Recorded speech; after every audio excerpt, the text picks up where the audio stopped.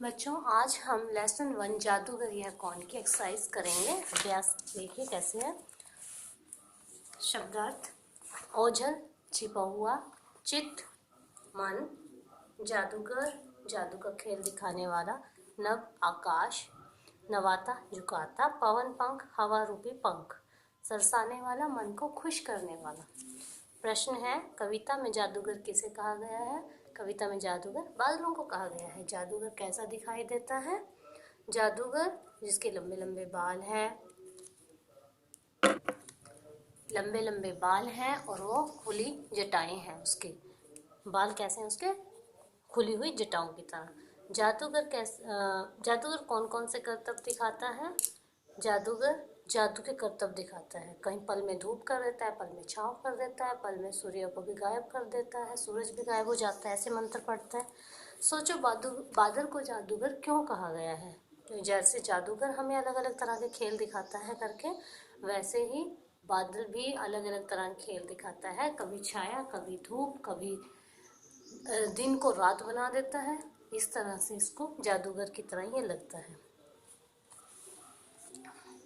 बादल दिन को रात कैसे बनाता है? तो आपने ये लाइनें उसमें से ही, कविता में से ही पढ़ के देनी है। बादल दिन को रात कैसे बनाता है? जब वो सूर्य को गायब कर देता है तो दिन रात में बदल जाता है। बादल धरती को कैसे खुश करता है? बारिश करके। जब धरती की प्यास बुझती है, पानी आता है धरती पे, तो धरती खुश हो जाती है।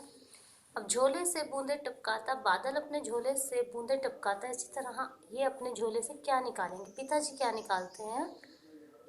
वो आपके लिए स्वीट्स भी निकाल सकते हैं, मिठाइयाँ निकाल सकते हैं। तो आपने यहाँ पे सोच के अपने हिसाब से आंसर देना है। माँ के झोले से क्या निकलेगा? अध्यापिका के किताब हो सकती है। जादूगर के झोले से कुछ भी सोच के लिख सकते हो। डाकिया के झोले से पत्थर, ये सभी निकलेंगे। इस कविता में बादल के कुछ काम दिए गए हैं, जैसे खेल दिखाना, उड़ना।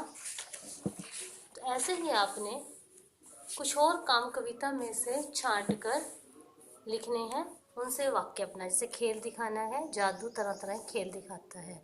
उड़ना, जादू बादल पवन पंख पर उड़ जाते हैं। ऐसे ही आप दूसरे कुछ काम देखिए और क्या क्या इसमें बताए गए हैं।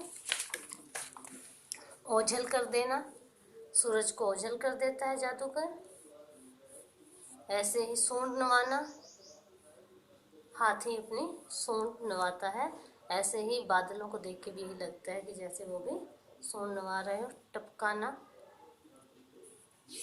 बादल अपने झोले से बारिश की बूंदें टपकाते हैं। इस तरह से आप कुछ वाक्य बना सकते हैं। नेक्स्ट है, यहाँ पर आपने जैसे गर लगा के जादू में घर ऐड किया तो जादूगर बना। ऐसे ही सौदा में घर ऐड किया तो सौदागर। बाजी में घर ऐड किया बाजीगर। कारी में घर ऐड किया कारीगर।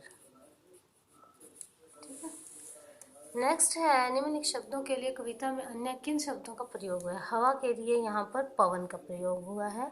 ये जो सेम शब्द होते हैं, जिनका मीनिंग सेम होता है, उनको हम कहेंगे पर्यायवाची शब्द। पढ़ रखा है आपने पहले भी। आकाश, आकाश के लिए यहाँ पर प्रयोग हुआ है, देखिए क्या है आकाश के लिए? नभ।